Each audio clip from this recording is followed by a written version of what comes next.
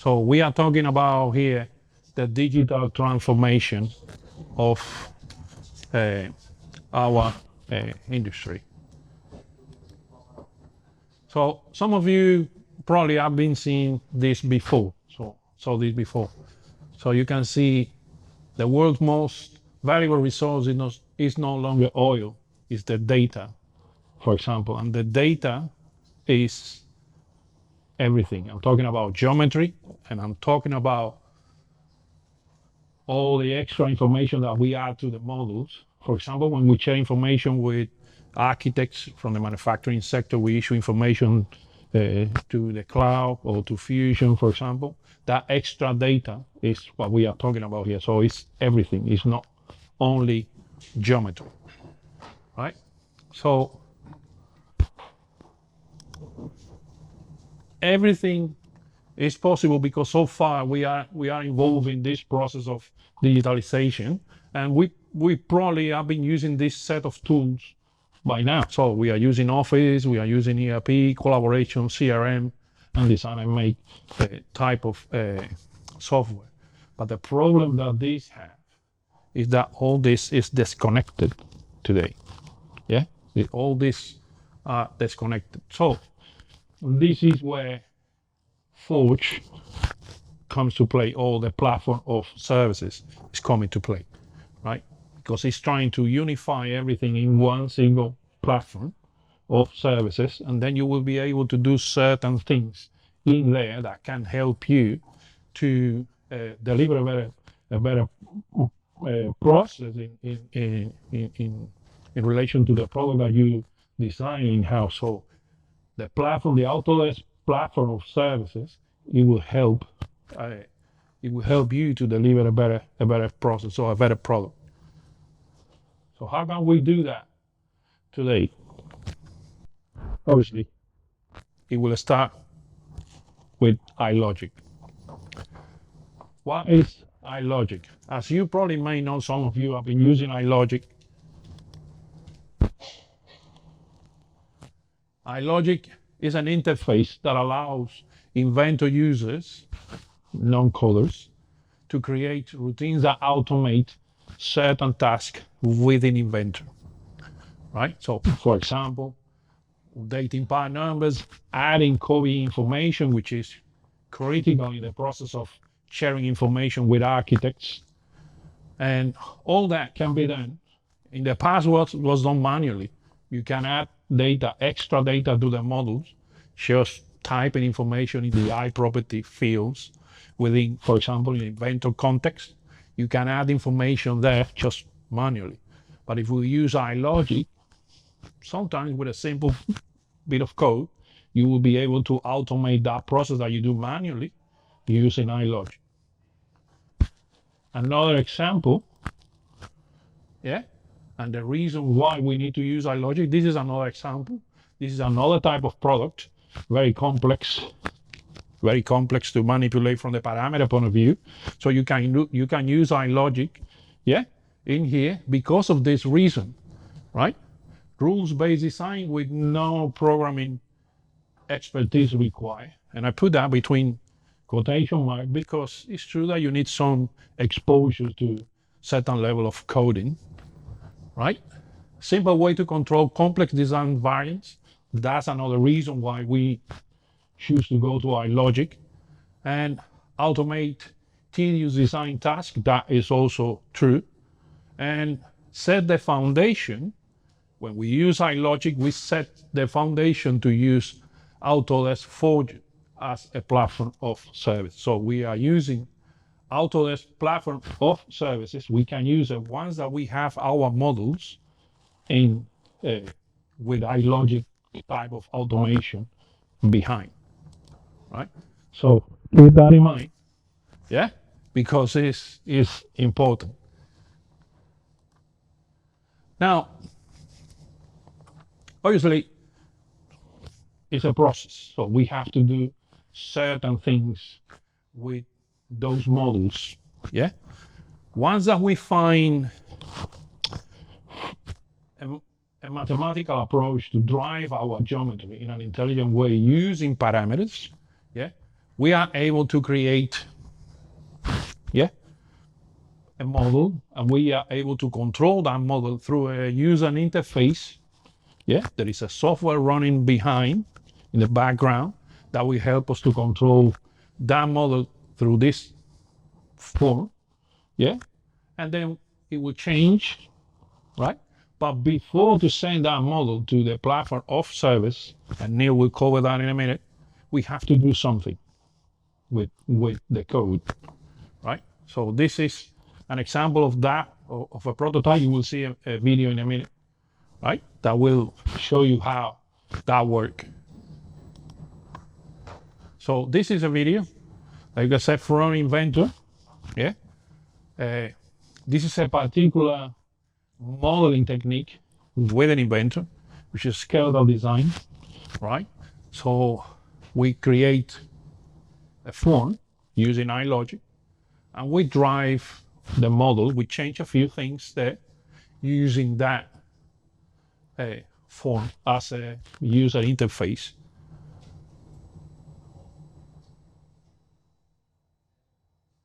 You can see that it's changing. All that is behind of those controls there is a piece of code that makes possible to drive the model from the context of an assembly, right? So we are driving all the parts, each part here, every single section, and it's divided in two. We are driving all the parts from that control. Something that probably by hand, if we do that manually, and if we have a request, for example, this is just a prototype, but if we have a request about that product, I have seen a lot of situations when people go to one component, change the size of other components. So from here, with this functionality, we are able to change a few things in an easy way.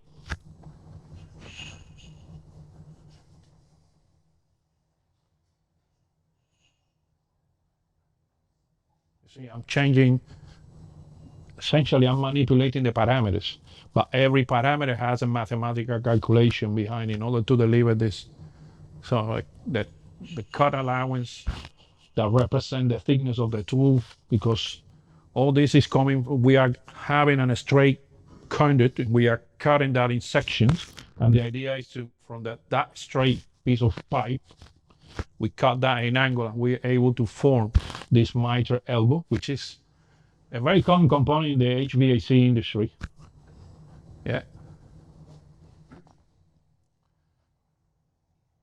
So from here, and I think that if I do not stop this, we're gonna be here until tomorrow. So let me move this.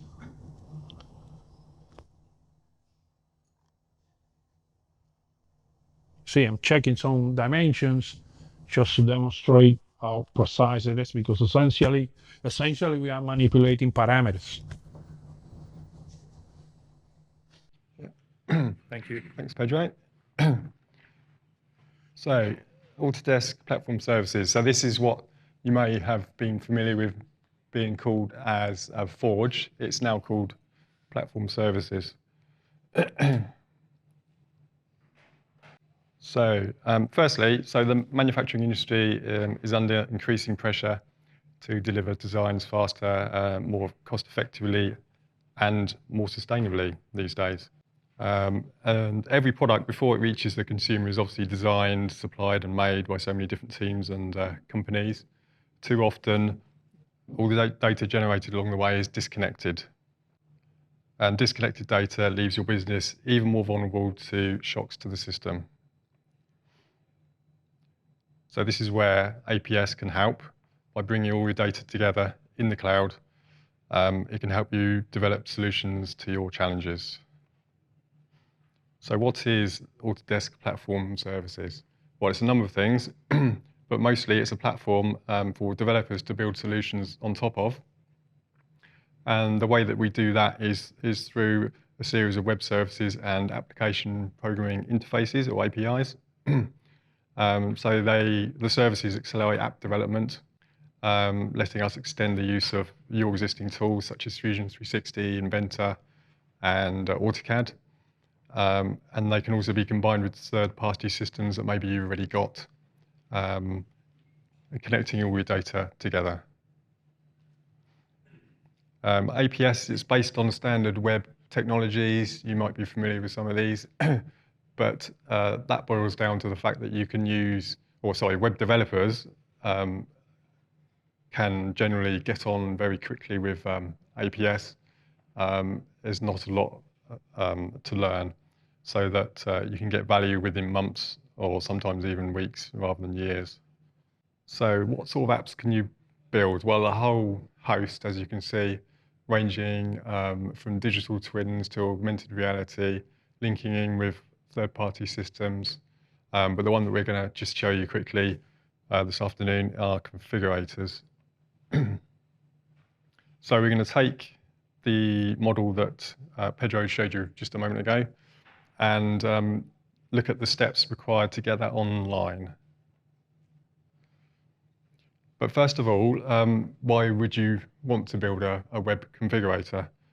Well, firstly, you can enable your sales teams or indeed your customers themselves to be able to configure the products themselves. That ultimately frees up your designers to use their time more productively on your more complex or bespoke products. You can include interactive 2D and 3D views on your own website. The out-of-the-box viewer that you use is an Autodesk supplied component, and this includes powerful commands for doing such things as getting section cuts, taking measurements, and exploding models. You can also include downloads, so most of the downloads, if not all of them, that you can get from Inventor, you can make available from your website too, such as drawings, models, bill of materials. And it can become a complete configure price quote solution if you connect the bill of materials in with perhaps a pricing database that you may already have. So all this makes it easier for your customers to find out about your products and keeps you one step ahead of your competition. So what's required? We've got this Inventor model that's working with an iLogic form on the desktop. What do we need to do? Well, there's a number of things we need to do. Firstly, we need to prepare the iLogic. There are a few things that work on the desktop and don't work in the cloud.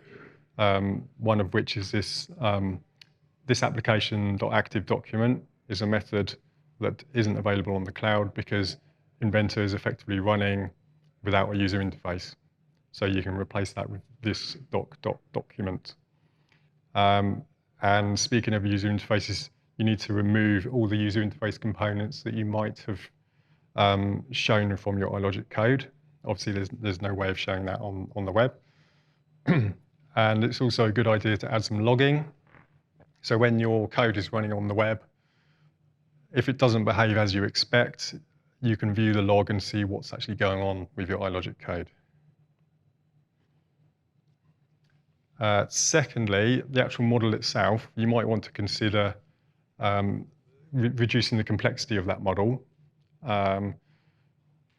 Firstly, for better performance. So the model needs to be run through the design automation server.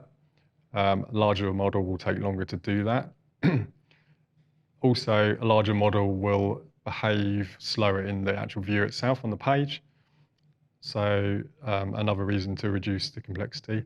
And thirdly, you might want to reduce your IP that's visible to your customers or the general public on your site.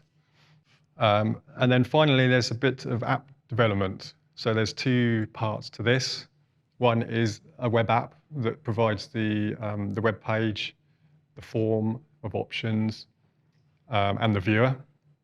And then secondly, there's what's called an app bundle, which is a little bit of code that runs on top of or within design automation on the Autodesk server, which does the configuration of the component and then sends the viewable model back to the web page. So here we can see a comparison with the Inventor user interface on the left, and then an applicable web on the right. This is just one example. This is our demo site that we're using. It just shows one way of laying it out, but you can see the form looks very similar side by side. But with web design, obviously the sky is the limit on what you can do, so you're free to do what you like, really. This is just a short video showing how it behaves on our site. You see we've got a number of models, but we're going into the elbow, and on the form on the left, just choosing the options that we want to see. So we've got the diameter first and the angle of the elbow and the number of cuts. And then we choose to see the 3D model. So this is then effectively sending a job to the Autodesk Design Automation server, where in the cloud, Inventor loads up the model, sets the parameters, and then sends back the simplified model. So here's the model in the viewer, which looks much the same as it does in Inventor, with the number of cuts, the diameter, and so forth that we chose. And you'll see some controls along the bottom for doing such things of getting a section through the model, and we can interact with that to see the section view. We can also explode the model into its constituent parts.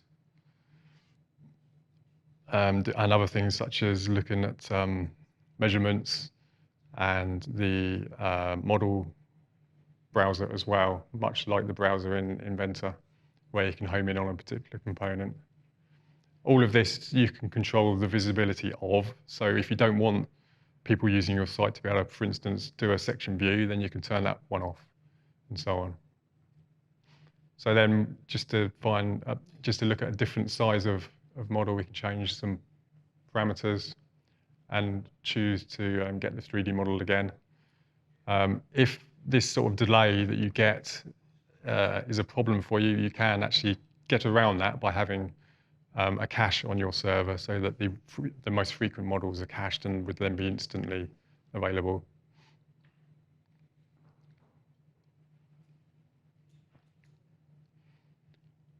So now we're going to look at some of the other downloads. So we're going to get the drawing next.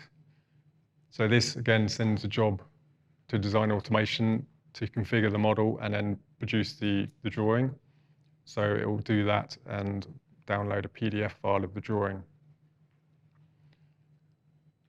after the short delay again.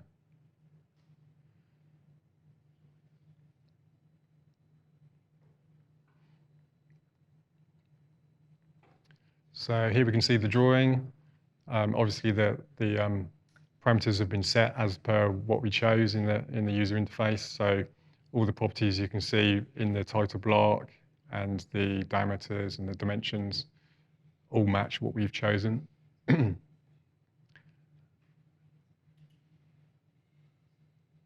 Again, dimensions as per what we chose. It's worth pointing out that you could include a bill of materials on this as well if you wanted to give that amount of information to the end user. And then finally, we have a step file download if you want to give your users a 3D model of what they've configured.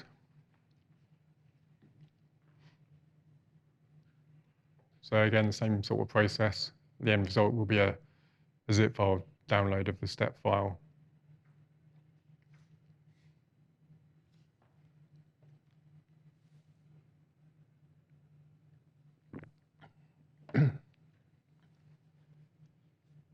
So we're just going to save that locally, and then we'll open it in Inventor and take a quick look.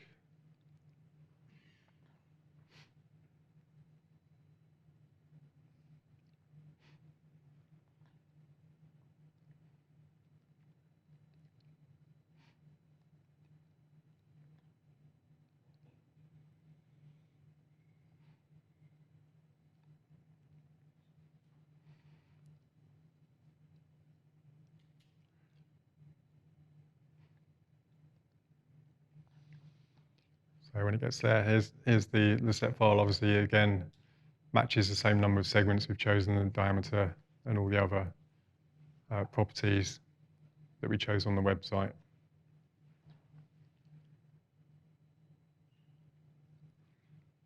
So now back on the website, I think it's going to show the other pages we've got, hopefully. So we have other information available, so like the user management page. So this gives us control of who can access what and what access they have to downloads and whether they're administrators or not. We have usage logging, so every time someone requests a 3D model or a view, then it gets logged, so we can see how long it's taken to process, how many tokens it's cost. So for instance, with this data, we could find out what the most popular model was and what the most popular configuration of a particular model was, and so forth. So giving us an insight into what people are choosing on the website.